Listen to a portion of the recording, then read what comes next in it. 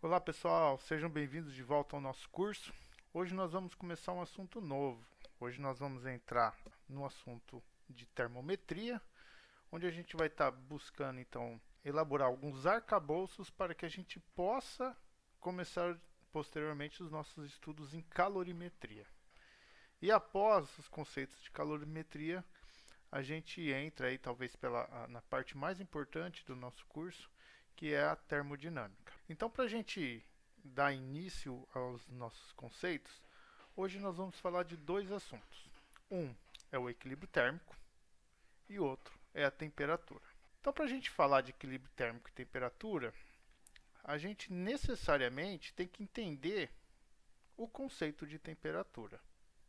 O conceito de temperatura, assim como o conceito de força, ele surge como uma percepção humana, como uma percepção sensorial, né? Da mesma forma então que força relaciona-se muitas vezes com a ideia de um esforço muscular, né? Ou uma pessoa muito forte, um cara com um físico bombadão, né? É uma pessoa forte, né? Vem um conceito de força, né? O conceito de temperatura também tem essa percepção sensorial, né? Que muitas vezes a gente relaciona-se aí com as questões do corpo estar frio ou do corpo estar quente.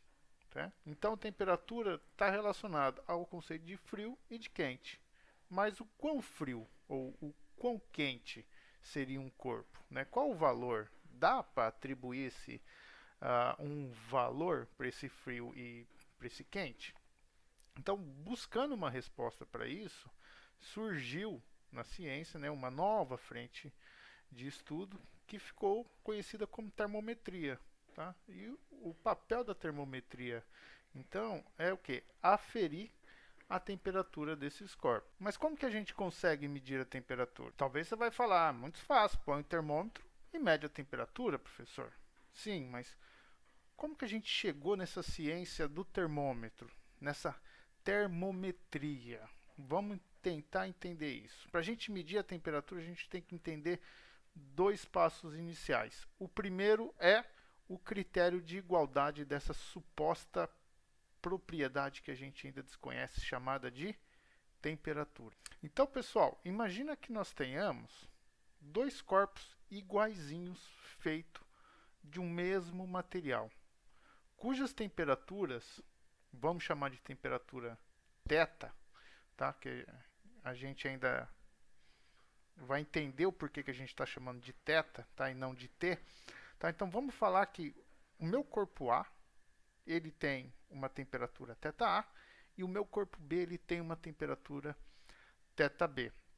E esses corpos são iguaizinhos. Então depois que eu vi que eu estou falando aí que o meu corpo A está com uma temperatura mais alta, eu vou fazer o que agora? Eu vou pegar esses dois corpos e vou juntar, vou colocar ele bem próximo um do outro. Então eu pego esses meus dois corpos e coloco em contato. E ainda, pessoal, além de eu colocar eles em contato, eu vou falar que eu estou colocando eles, sei, imagina aí qualquer coisa que vocês possam pensar dentro de uma caixa, tá? Dentro de uma caixa de isopor, de tal forma que eu vou falar que essa minha linha azul, ela é uma barreira isolante. E essa minha barreira isolante, ela vai permitir que eu possa falar que o meu estado ele esteja isolado. Ou seja, quando eu digo que o meu estado ele é isolado, eu não posso dizer então que energia alguma entra dentro do meu sistema ou saia de dentro do meu sistema. Ok? Então, mais para frente na nossa termodinâmica, a gente vai ver que esse estado que a gente está chamando de isolado, ele pode ser composto por uma barreira que nós chamamos de uma barreira adiabática. Ou seja, a barreira adiabática não permite que calor entre ou saia de dentro do nosso sistema. Bom, então eu coloco esses dois corpos em contato e aí eu começo a observar eles. E eu vejo que após algum tempo, as propriedades desses corpos param de mudar. Quais propriedades? Sei, vamos imaginar que eu consiga medir o volume, talvez o volume desse corpo diminuir um pouco, né? O volume do corpo B diminuir um pouco, ou a condutividade elétrica, ou a resistência, a densidade, qualquer uma dessas propriedades que inicialmente que mostrava que o meu corpo A estava mais quente que o meu corpo B, né? Qualquer uma dessas propriedades que agora tenha parado de sofrer qualquer mudança, e aí eu vou lá e coloco a mão. Então, acabou as mudanças, né? Eu já não observo mais após um longo tempo, eu vou lá e coloco a mão e vejo que não há mais diferença de quente ou frio, né? Então, põe as mãos lá e fala, ó, opa, esse corpo A está tão quente quanto esse corpo B. Então, agora eles devem estar na mesma temperatura. Então, como não há mais variação dessas propriedades, nós podemos falar que as novas temperaturas θ' é igual a θ' B. E a gente colocou a mão e sentiu isso, né? Então, opa, os corpos estão igualmente quentes. Mas isso considerando corpos iguais. E se ao invés agora de eu ter dois corpos iguaizinhos, feitos do mesmo material, eu tivesse dois corpos diferentes? Vamos imaginar um feito de metal e um feito de madeira. E aí eu vou lá, eu coloco a mão em cima do outro e falo, pô, esse meu corpo de madeira, ele está mais quente que o de metal, né? Então eu vou colocar os dois juntos novamente e vou esperar aí, da mesma forma que eu fiz o experimento anterior, e vou esperar todas as propriedades desses meus dois corpos pararem de mudar, de ter qualquer tipo de mudança. E aí eu vou colocar a mão de novo para ver se eles estão aí na mesma quentura, se eles estão, um está tão quente quanto o outro. Então, após um longo tempo, eu vou lá, pum, ponho a mão e vejo que o meu corpo de madeira parece ainda estar mais quente do que o meu corpo de metal, né? Mas a gente põe a mão e vê que isso está mais quente, só que a gente sabe, falou, meu, mas não está mais mudando as propriedades igual mudava no meu experimento anterior, tá?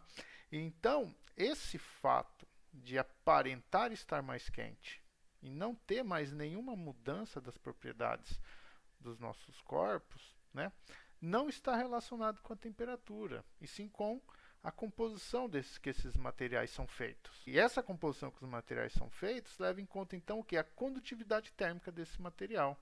Ou seja, é o quanto que cada material consegue, a gente vai ver isso com mais propriedade em calorimetria, liberar calor ou absorver calor de um outro corpo, né? Então, quando eu coloco a mão no meu corpo de metal, né, ele libera calor mais rápido do que o corpo de madeira. E isso faz aparentar que o meu corpo de madeira ele é mais frio, mais gelado. Por quê? Porque o corpo está perdendo calor. Então parece que ele está diminuindo a temperatura mais rápido, o que nem sempre é verdade. Então, pessoal, esses dois experimentos, eles nos traz que, embora nós tenhamos inicialmente dois corpos iguais, nós podemos falar que a gente atingiu um conceito de equilíbrio dos meus corpos quando as suas propriedades pararam de mudar. E essas propriedades pararam de mudar quando a gente viu, colocando a mão, que eles estavam igualmente quentes ou igualmente frios. Da mesma forma, quando nós temos corpos diferentes, nós vimos que essas propriedades desses meus dois corpos pararam de mudar. Muito embora, devido às condutividades térmicas diferentes, eles parentarem estar um mais quente que o outro, as suas propriedades não mudam mais. E essas mudanças de propriedades em ambos os experimentos têm a ver com o conceito de equilíbrio térmico, ou seja, as propriedades dos nossos corpos, eles param de haver qualquer tipo de mudança quando eles atingem um estado de equilíbrio que a gente vai denominar daqui para frente de equilíbrio térmico. Então a existência, pessoal, desse estado de equilíbrio térmico nos conduz a dizer que existe uma propriedade comum desses corpos, em que quando essa propriedade ela é igual nos dois corpos, né, ele alcança esse estado. E essa propriedade é o que nós vamos chamar de temperatura. E, portanto, né, como consequência, o equilíbrio térmico tem que corresponder a um estado, então, em que a temperatura de todos os corpos que compõem aquele sistema tem que ser sempre iguais entre todos os corpos. Então, com isso, a gente chega no conceito de temperatura. Ok? Então, temperatura, ela surgiu como? A partir dos experimentos, colocando os corpos em contato, a gente vê que não tem mais nenhuma propriedade observável, mensurável, que se altera, põe a mão, vê que está igualmente quente, igualmente frio. Então a gente vê que esse conceito agora é um conceito que envolve esse estado de equilíbrio, é um conceito que envolve a propriedade física chamada temperatura. Mas qual a importância então de se ter um equilíbrio térmico entre os corpos? Vamos tentar entender então as implicações disso, porque as implicações disso vai nos remeter a uma lei da termodinâmica que ficou conhecida como a lei zero da termodinâmica, que é a seguinte: imagina que nós tenhamos um corpo A em contato com o corpo B.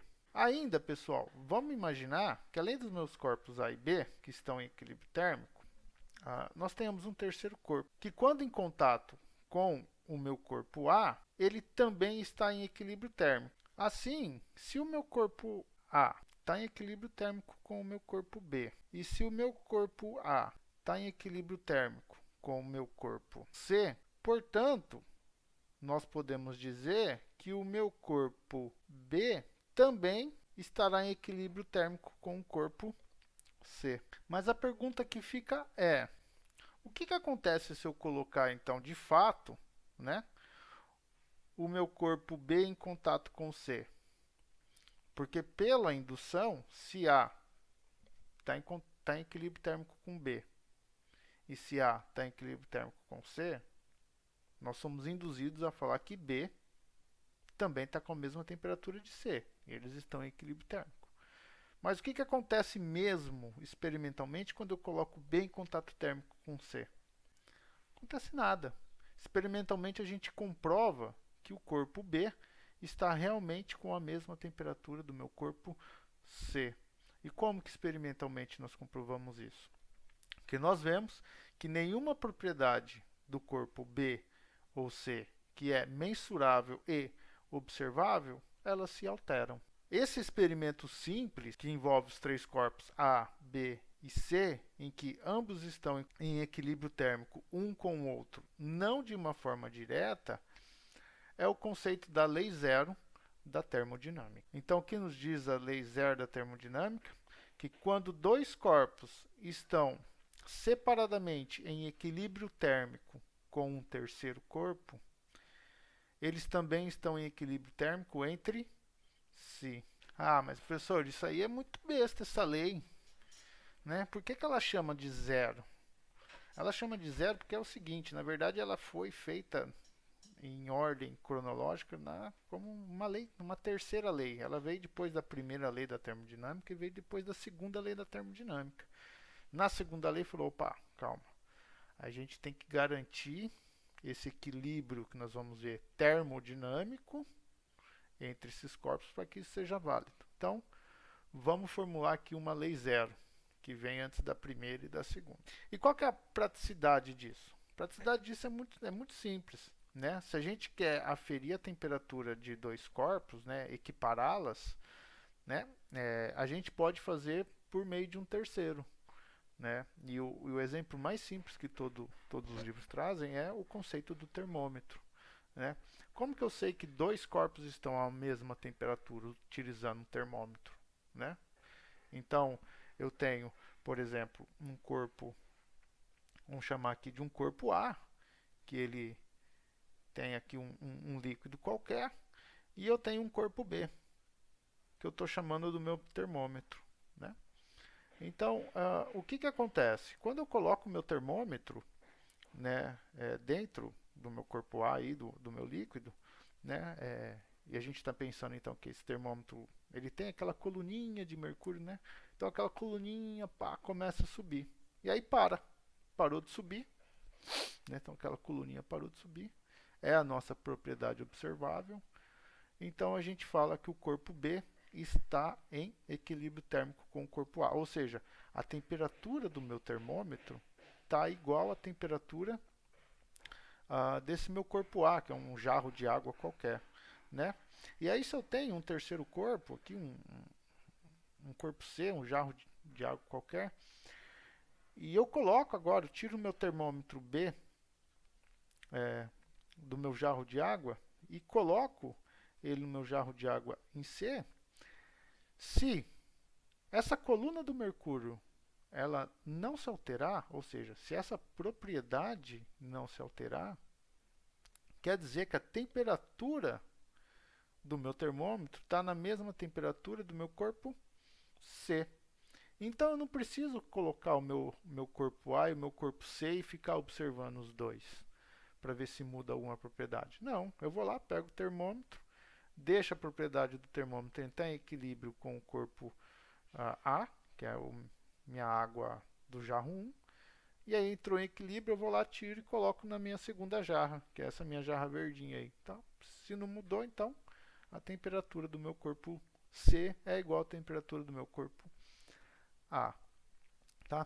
E pessoal, note que eu falei para vocês aqui nesse exemplo que é o seguinte, eu só falei o que? É a altura do líquido do meu termômetro, né? A altura do mercúrio, da coluna de mercúrio, né? E eu não disse, né, o quão alto é, eu não atribuí nenhum valor a essa altura, tá? Então eu só falei o quê? Que entrou em equilíbrio, tá? Então esse corpo B que eu chamei de termômetro, na verdade não é um termômetro, né? Ele é um termoscópio, que ele só mede a temperatura para ver se está igual uma ou outra, né? Ele não dá um valor, ok? Ele indica apenas do que? Uma igualdade de temperatura sem determinar nenhum valor, tá? Já que eu toquei no assunto do termômetro, né? A segunda parte agora que a gente tem que estabelecer para compreender como medir a temperatura é justamente o que? Atribuir valor a essa temperatura. E para a gente atribuir valor a uma determinada temperatura, a gente faz o uso de um termômetro. Mas o que é um termômetro? Um termômetro nada mais é do que um dispositivo em que, em contato térmico com algum outro corpo, ele tem alguma propriedade observável modificada. Em outras palavras, né, um termômetro ele atribui a uma propriedade termométrica dele um valor de temperatura.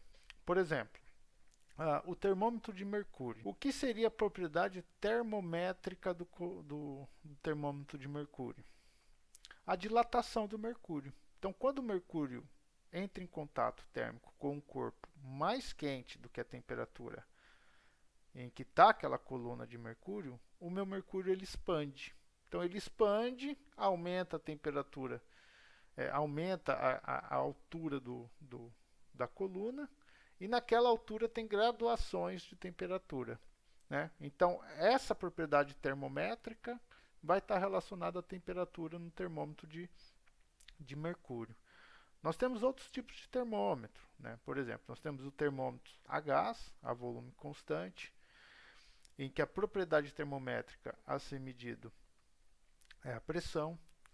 Nós temos um dispositivo que nós chamamos de termopar, que é feito de duas ligas semicondutores, é uma junção de duas ligas, né? Que quando colocada essa liga em contato com uma temperatura diferente, gera uma força eletromotriz, ou seja, gera uma diferença de potencial entre os seus terminais e passa então uma corrente nesse dispositivo que é associado à temperatura. Nós temos os termômetros de resistência, né, que mede a resistência elétrica devido à variação da temperatura. Nós temos o pirômetro óptico, que mede a intensidade de radiação infravermelha de um corpo. E aí, pessoal, olha, é o momento, gente. Se vocês estão indo no supermercado até hoje e colocando a porra do pulso para medir a temperatura, por favor, parem de fazer isso. Porque isso começou com uma imbecilidade bolsonarista, negacionista, dizendo que aquilo era um raio laser que podia foder com o cérebro das pessoas. Olha só, pessoal, é um termômetro. Todo corpo irradia radiação infravermelho. O que o termômetro faz é medir a intensidade dessa radiação. Ele não emite porcaria nenhuma, gente. Então, por favor, vocês estão indo no mercado ainda, medindo coisa no pulso, vai lá, bota a testa, dê o exemplo. Por favor, tá? Por favor. Então vamos só colocar aqui uma tabelinha disso que eu acabei de falar, dos tipos de termômetro. Então aí é uma tabelinha dos termômetros que a gente mencionou. E aqui por último, né? Por favor, pessoal, vamos combater esse negacionismo científico sem sentido nenhum que a gente está vivendo. Era para a gente estar aí com um carro voador, mas a gente teve que dar vários passos atrás para explicar que a Terra ainda era redonda. Tá? Então, por favor, ajudem. Cientificamente, o termômetro mais relevante que nós temos é esse cara aqui, tá? Que é o termômetro a gás a volume constante.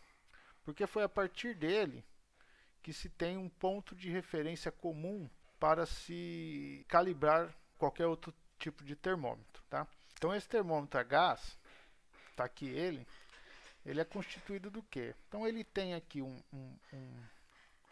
bulbo, né, que ele está cheio de gás, tá, independente qual seja esse gás, e ele vai medir a temperatura disso daqui, tá, desse líquido que ele está imerso. Então o que acontece? Quando esse gás é colocado dentro do líquido, né, esse gás começa a se expandir, né, e ele vai se expandindo aqui então e pum, chega nesse cara aqui e começa a fazer uma pressão, tá? E essa pressão, então, faz com que essa coluna aqui aumente. Sei lá, aumenta até aqui. E aí para. Então, se parou de medir, o que significa? Que esse gás aqui entrou em equilíbrio térmico com essa temperatura de fora. Então, eles estão à mesma temperatura. E aí, você pega minha parte R e ajusta ele, levanta ele, de tal forma que você regula a pressão hidrostática. Né? Então essa coluna aqui ela baixa até o nível de referência de novo.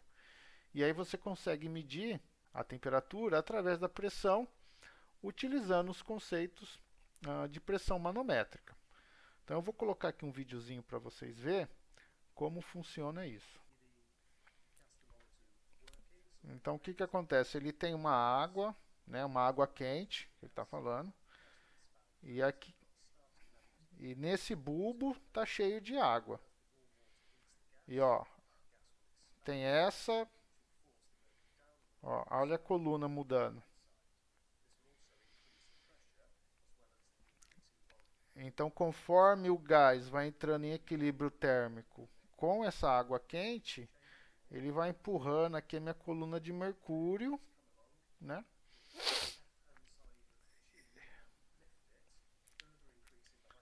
Então, na hora que entrar em equilíbrio térmico, a coluna para.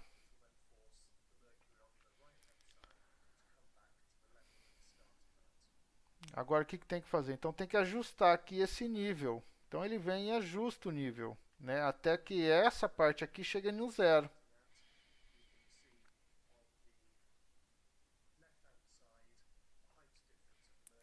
Opa, olha lá, chegou no zero. Então, tem essa agora a diferença de altura do mercúrio. Isso corresponde a uma pressão. E essa pressão, então, vai estar relacionada aí à temperatura.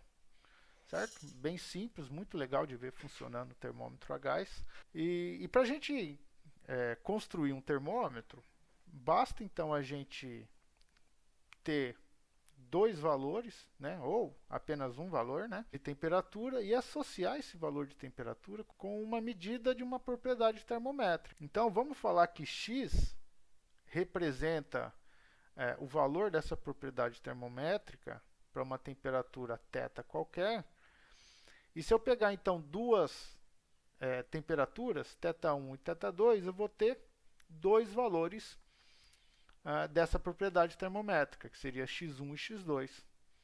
E a gente então tem que a razão dessas temperaturas tem que ser igual à razão dessas propriedades termométricas.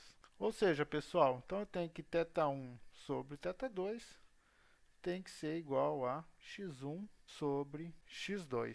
Por exemplo, dois pontos muito comuns que a gente utiliza são os pontos de gelo e de vapor, que a gente chama da água, né? Que seria o ponto de fusão e o ponto de ebulição. Né? Então, se a gente tem como parâmetro esses dois pontos, a gente consegue determinar a temperatura θ desse meu termômetro. Né? Por quê? Porque no ponto de gelo a gente tem um valor da propriedade termométrica, no ponto de vapor a gente tem outro valor da propriedade termométrica. Então, para qualquer outro valor de temperatura a gente consegue medir. Tá? Então vamos colocar o seguinte, e se a gente considerar que essas temperaturas, θ1, eu vou chamar então que é a temperatura de vapor, menos a minha temperatura θ2, que é a temperatura de gelo, né, ela for dada aí por 100 graus, como que a gente poderia construir esse termômetro? Da seguinte forma, né? Então nós temos lá que na temperatura de vapor, eu tenho uma correspondência de um valor termométrico aí, que eu estou chamando de x de vapor. Na minha temperatura de fusão, que é na minha temperatura de gelo, eu tenho uma correspondência aí da minha propriedade termométrica em x de gelo.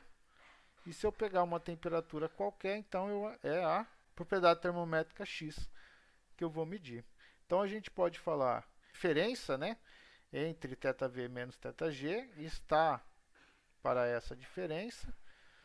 Então é θv menos θg, né, está para xv menos xg, assim como a diferença entre essas temperaturas está para a diferença entre essas propriedades termométricas. No caso da nossa escala centígrada, né, ou seja, de 100 divisões, o que nós teríamos aqui? Então, a nossa temperatura θ, ela vai ser dada por... Okay? Então, essa é uma forma da gente determinar então, a temperatura de um termômetro qualquer que a gente está construindo. Só que tem um problema. Né? Qual que é o problema na construção desses termômetros? É que se eu mudo o meu termômetro, eu mudo, então, o valor dessas propriedades termométricas. E aí, então, cada termômetro vai ter um valor diferente. Como é que a gente vai construir um termômetro de padrão universal, sendo que cada um pode construir um diferente? Então, para se poder calibrar esses termômetros, é colocado um ponto padrão, né? Um ponto de referência, para se calibrar todos esses termômetros de uma maneira uniforme. E aí esse ponto padrão, que é o ponto triplo da água, define-se então os termômetros a partir de um único ponto, não mais a partir de dois, como nós estávamos fazendo aqui. Tá? Então, a partir do ponto triplo da água, a gente consegue então padronizar um meio de calibração dos nossos termômetros. O ponto triplo da água é utilizado como ponto padrão e também como ponto de calibração dos termômetros. Então, se eu falar que o ponto triplo da água é θ3, e o ponto triplo da água, eu esqueci de mencionar aqui, pessoal, é o seguinte: o ponto triplo da água é o ponto em que coexistem as três fases da matéria dessa substância, a água. Então, existe um ponto em que coexiste gelo, água e vapor. Tá? É um conjunto de pontos de pressão, temperatura e volume que possibilita que essas três fases coexistam. Vocês podem encontrar aí nos livros, deve ter até vídeo no YouTube sobre como chegar nesse ponto triplo da água experimentalmente. Tá? Então vamos lá, então vamos considerar que θ3 é a temperatura desse ponto triplo da água e x3 é propriedade termométrica nesse ponto. Então nós podemos falar que θ sobre θ3 é igual a um x sobre x3 e, portanto, a temperatura ela seria dada por θ3 dividido por x sobre x3. Só que nessa forma a gente ainda encontra um problema, pessoal, de se medir essa temperatura com apenas o ponto triplo da água. Por que a gente encontra um problema? Olha só essa tabela. Então, nessa tabela, nós temos diferentes tipos de termômetro. Nós temos aqui um termopar feito de ligas de cobre Constantan. Nós temos aqui um termômetro de um resistor feito de platina, PT. Nós temos aqui um termômetro a gás, contendo hidrogênio, se eu não me engano, a uma pressão de 6,8 atm. E nós temos também um segundo termômetro a gás, só que aqui agora a pressão de 1 atm. Então, esses pontos x sobre x3 na minha tabela são esses daqui, ó. X sobre x3, x sobre x3, x sobre x3, x sobre x3. Ou seja, então eu tenho a propriedade termométrica, a força eletromotriz que eu comentei, a resistência e a pressão nos meus dois últimos, e os respectivos valores, né, medidos no ponto triplo da água, né? Só que o que acontece? Cada sistema, ele é medido, né, esse valor, então eu tenho aqui no ponto normal de ebulição, no ponto normal de sublimação, no ponto triplo, ponto normal de ebulição, ponto normal de ebulição. Só que cada um de uma substância diferente, tá? Então são aí temperaturas diferentes, né? Então o que acontece para um mesmo sistema aqui, né? Para uma mesma temperatura, vamos imaginar aqui uma temperatura do ponto normal de ebulição do nitrogênio. O primeiro termômetro, ele me dá uma razão de 0,12. O segundo termômetro me dá uma razão de 0,2. Ou seja, já é diferente, né? Mesmo utilizando esse ponto padrão, que é o ponto triplo. O terceiro termômetro, ele me dá uma razão de 0,27 e o último termômetro 0,29. Ou seja, dependendo então do tipo de termômetro, eu vou ter uma razão diferente. Só que olha só, pessoal, esses dois valores aqui, eles são muito próximos e independe do tipo do meu gás, né? Ó. Então, por exemplo, se eu pegar aqui para outra temperatura, do ponto normal de ebulição do oxigênio, eu tenho 0,31 e 0,33. Para o ponto normal de sublimação do dióxido de carbono, eu tenho 0,71 e 0,72, muito próximo. Para o ponto normal de ebulição da água, eu tenho 1,37 e 1,37. Para o ponto normal de ebulição do estanho, 1,87 e 1,85. Então, eles são muito próximos, tá? Ou seja, os meus termômetros a gás a volume constantes, eles têm uma proximidade nos valores.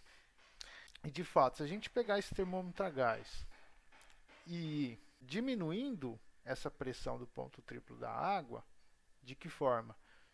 A gente pode ir tirando um pouco de massa, né, desse termômetro a gás, e isso não vai mudar o volume dele, né, porque o gás ele não tem um volume próprio, ele tem o volume do recipiente, então a gente vai tirando a quantidade de massa desse gás, né, e vai medindo aqui o ponto triplo e a razão da pressão sobre o ponto triplo. E aí a gente vai ver que vai ter uma curva mais ou menos assim. Tá? Então imagina que eu tenho aqui no primeiro ponto o meu termômetro lá totalmente cheio. Aí eu vou lá e tiro só 1/100º de massa dele. Aí ele dá um ponto aqui. E eu vou fazendo isso. Ou seja, a minha pressão no ponto triplo ela vai diminuindo até um valor aqui. Tá? E isso acontece, né, já que eu estou aqui medindo um termômetro em várias temperaturas diferentes, isso acontece para uma faixa de temperatura. Tá? Então, imagina que eu tenho, vamos chutar uma temperatura de 180 graus, que eu não sei o que é, Aí aqui eu posso ter uma temperatura de 200, aqui eu posso ter uma temperatura de 130, não sei, estou só chutando, tá? Mas o que que acontece? Eu vou tirando, então, a massa e essa minha pressão ela vai diminuindo e sempre converge para o mesmo ponto. E ainda, se eu pegar gases diferentes, nós vamos ver que todos as curvas elas convergem para o mesmo ponto. Então, ó, eu tenho aqui um termômetro a gás feito de nitrogênio, um de hidrogênio, um de argônio, um de oxigênio. E eu estou aqui então medindo a minha pressão do ponto triplo em função da minha pressão de vapor dividido pelo ponto triplo. Tá? Então o que que acontece? Eu estou aqui, eu faço uma medida para o meu oxigênio, o meu termômetro de oxigênio, ele me dá essa relação de PV sobre PT, P3, está aqui, tá? Meço do argônio, meço do nitrogênio, meço do hidrogênio. E aí eu tiro um pouco de massa de cada termômetro e o que que vai acontecendo? Pressão no ponto triplo vai diminuindo, de tal forma que a gente pode então dizer que quando esse meu P3 tende a zero, todos os meus termômetros, independente do que ele é feito, tende para o mesmo valor de 1,3660.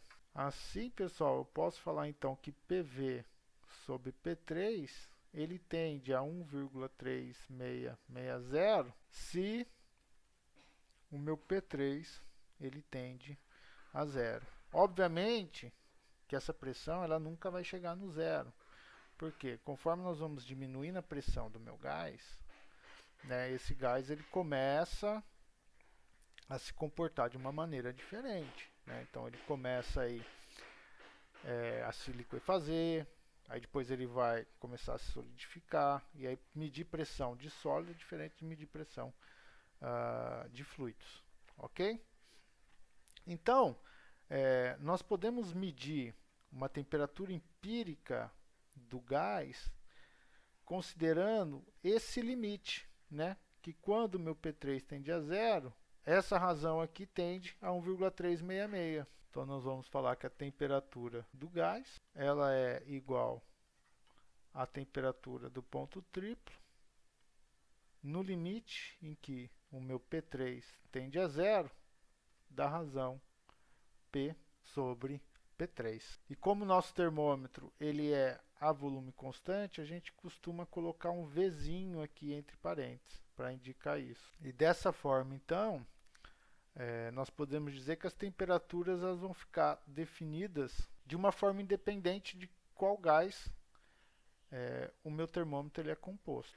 E aí resta então apenas a gente o quê? Determinar, né, essa temperatura no ponto triplo. Bom, já que a gente começou a usar naquele nosso termômetro anterior as temperaturas, né, de vapor e de gelo, vamos utilizar também as temperaturas de vapor e de gelo para determinar essa temperatura θ3. Então nós podemos falar que θ do vapor dividido pela temperatura no ponto de fusão é igual à minha pressão no ponto de vapor dividido pela minha pressão no ponto de gelo. E ainda, como a minha temperatura de vapor, a diferença das temperaturas do ponto de ebulição e de fusão, ela é dada aí por 100 graus, eu posso escrever o seguinte. Então eu vou fazer a seguinte maracutaia. Eu vou subtrair dos meus dois lados o produto θg e PG. Então, vou fazer aqui, ó, menos θg e PG. E aí eu vou poder reescrever a minha equação da seguinte forma. Esse valor aqui a gente tem, está aqui, né? Ó, essa subtração nós temos. Então, eu posso escrever θg, ele é igual a 100, dividido 100 PG, dividido por PV menos PG. Então eu posso escrever que o θ G, ou seja, a temperatura de gelo, que é a temperatura de fusão. Por que que eu fiz isso? Porque esse valor aqui, ó, né? Esse valor aqui, ele é o quê? Ele é o valor que quando a gente toma no limite, tá? Nesse nosso gráfico, a gente tomou o limite sendo PV sobre P3. Mas, no nosso termômetro agora, a gente tem que tomar, então, o limite de PV sobre PG. Tá? Então, esse valor aqui ele é extrapolado no gráfico. E esse valor aqui, ele é medido experimentalmente. O melhor valor medido para ele é 13661. Ou seja, 13661 é ligeiramente maior do que quando a gente mede com relação ao ponto de gelo e ao ponto P3. Quer dizer, a pressão de gelo sobre a pressão no ponto triplo. Então, a gente pode escrever o meu θg como sendo 100 dividido por 1,3661 menos 1. E aí, fazendo de cabeça, esse meu θg ele vai dar 273,15 graus. E, portanto, como a diferença do ponto de fusão e do ponto de ebulição é 100, a gente tem que o θv ele é 373,15 graus. E aí vocês vão falar, pô, professor, mas esse daí não é a temperatura Kelvin. Realmente, essa daí é o que a gente vai denotar, chamar mais para frente como a temperatura da escala Kelvin, tá? Essa temperatura medida dessa forma aqui é o que a gente chama então de, ou que se convence a chamar como a temperatura absoluta, que é a temperatura da escala Kelvin. Ah, mas professor, por que você pôs Kelvin? Por que você não pôs Kelvin e você deixou graus? Né? É que lá para frente, depois, né, convencionou-se cientificamente que essa temperatura ela não ia mais ser chamada de graus Kelvin. Né? Por quê? Porque essa temperatura absoluta, que é o que a gente chama de temperatura termodinâmica, ela é medida, ela é determinada a partir da segunda lei da termodinâmica, né? Independente do sistema. Né? E quem fez esses experimentos foi o Lord Kelvin. Então ele ficou conhecido como temperatura Kelvin e tirou-se o uso do graus. Então, se a gente tem as temperaturas do ponto de gelo e do ponto de vapor, a temperatura do ponto triplo da água ela é medida como sendo 0,001 grau a mais do que a temperatura do ponto de gelo. Tá? Então vamos deixar isso escrito aí. Então, portanto, a nossa temperatura do ponto triplo ela vai ser 273,16 graus. Tá? E com isso, né, vamos colocar assim, né, e portanto, né, a nossa temperatura empírica do gás ela é dada por 273,16 do limite, quando a minha pressão no ponto triplo ela tende a zero, da razão entre as pressões P sobre P3. Então, pessoal, com esse resultado, o que nós temos? Que para aqueles termômetros que a gente começou a fazer com 2 pontos de referência, né, para que aquelas medidas batam com os termômetros feitos baseado em um único ponto, que é o ponto triplo da água, o valor desse ponto triplo ele é dado por 273,16 e a medida da temperatura ele é dado dessa seguinte forma. Ok? Bom, mas professor, tem outras temperaturas, tem outras escalas de temperatura. Você não vai falar dela? A gente pode falar de uma maneira geral. Né? De uma maneira geral, a gente consegue construir qualquer escala de temperatura, como eu já coloquei aqui. Então, vamos colocar essa escala de temperatura baseada numa escala que a gente já conhece e tem utilizado, que é a escala graus Celsius. Né? Na escala graus Celsius, o ponto de gelo e o ponto de vapor, ou seja, o ponto de fusão e o ponto de ebulição, eles têm uma diferença de 100 graus centígrados, ou seja, em uma régua com 100 divisões, ela vale 100. né, a distância entre esses dois pontos de temperatura, vale 100 graus. Tá? Então a gente consegue construir qualquer termômetro baseado nessa régua de 100. Tá? Vamos deixar isso como texto aqui.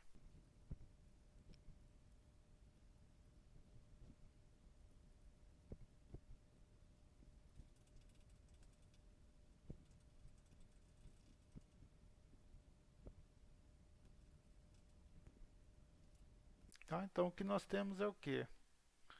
Na temperatura de vapor, que a gente conhece, e na temperatura de gelo, né, numa nova escala termométrica, corresponde aí a um valor XV e um valor XG. Tá? Então, para uma temperatura qualquer θ, isso vai ter um valor numa correspondência de X. Tá? Se a gente... Eu não vou colocar valor aqui, mas vocês podem, tá? Isso aqui é 100, isso aqui é 0. Já que eu disse que... mas não escrevi, né? Que isso aqui seria na escala centígrada, né? Mas como é que a gente faz de uma maneira geral, né? A razão entre as diferenças nos pontos de gelo, de vapor e de gelo tem que ser igual à diferença das razões na temperatura e no ponto de gelo. Então, ou seja, né, eu tenho então que θV menos θG dividido por XV menos XG tem que ser igual a X, desculpa, X não, né? A θ menos o θG dividido por X menos a XG. Tá? Então aqui vocês conseguem construir aí qualquer escala termométrica, né? Então, na escala Celsius, em que o θV é 100 e o θG é 0, então nós vamos ficar que 100 de XG menos XV é igual a θ menos 0 dividido por X menos XG. Tá? Então, 100 XV menos XG é igual a θ de X menos XG. Tá? Então, por exemplo, se eu tiver... aí tem muita besteira, né? Os livros trazem várias escalas termométricas que a gente nunca vai usar para nada. Né? Então, por exemplo, na escala Fahrenheit, o ponto de vapor ele é 212 graus Fahrenheit. E o ponto de gelo ele é 32 graus Fahrenheit. Né? Então, como é que fica a equivalência entre essas temperaturas? Então, nós ficaríamos que 100 é igual a 212 menos 32, que é igual a θ de X menos 32. Então, eu vou ficar que a escala Fahrenheit ela é 9/5 da nossa escala Celsius mais 32, ok? E aí vocês encontram isso aí em todos os livros. É importante decorar? Lógico que não. Vocês têm que saber como é que chega nisso, gente. Se vocês não ficar decorando fórmula, capaz de vocês não usar nunca essa fórmula. E como eu disse para vocês, né, a partir da segunda lei da termodinâmica, o Lord Kelvin